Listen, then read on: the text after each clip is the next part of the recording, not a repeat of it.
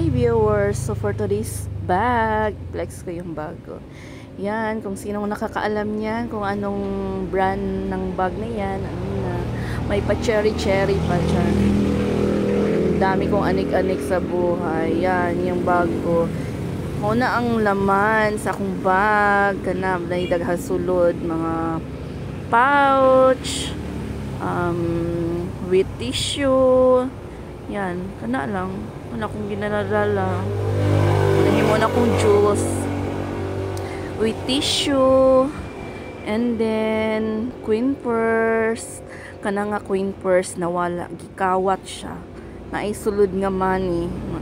Unta ang nagkuha ato, nakapalit og bugas kay para mapuslan pud akong kwarta, kay sayang ka ito. So kana pouch na para sa mga lipi-lipi. And sa pa ba, another wallet, wala na sulod. Sa pa,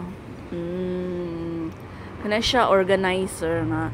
Kung ingon ana nga klase nga bag, kinanglan siya na i-organizer kay para dito makisa ang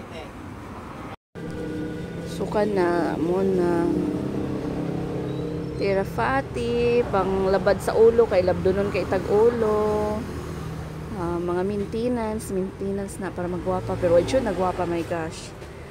And then unsa pa, Lipton in kasog lami iinom og init, yun ana mo na sulod sa akong bag. That's it. Powder brush, unsa pa, nang sulod yan ang akong pouch na gray, kay mga lipi na siya. Lipi isaray gamiton, pero daghan kay dadon. My god, nara ay siya lipi,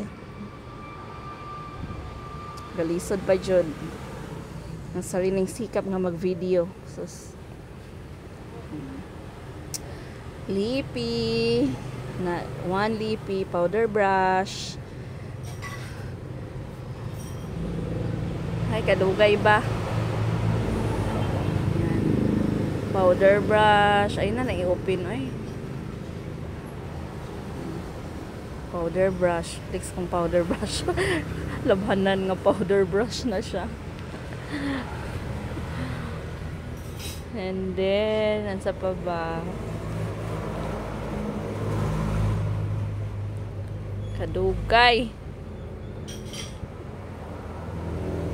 Katong instant na gamay ra kayo siya nga ibutang sa imong, grabe na siya ko pigment sa imong kuan na siya, kay kuan sunscreen o another lipi, parehas ra gyud siya brand, nice mo guna siya nga brand. Another lipi na pod o another brand. So sa nakaila ato nga mga brand. Mascara from US to siya. Another lipi na naman. Hindi ko talaga magamit niya ang mga lipi na yan. Isa lang talaga yung gagamitin ko, pero dinala ko lahat. My God. Yan. Super cute na lipi na yan. Cute kayo siya. Kung sling bag lang imong gidala, pwede ka na. Kanang say tawagan na, oy, kanang sling bag nga pang kuan lang. Card, tawagan CP sling. So mo nang sulod sa akong kato kay kani siya pang eyebrow. May sulod sa akong bag. Manay nakabugat sa akong bag. Yan. Flex gani. Kana nga wallet is kuan. Kanang sa ukay din yan. Kung asa na ako nang gipalit nga bag, kana akong gidala nga bag karon, dito po na ako nagkipalit kana akong wallet, kanang wallet na black. Mo na siya.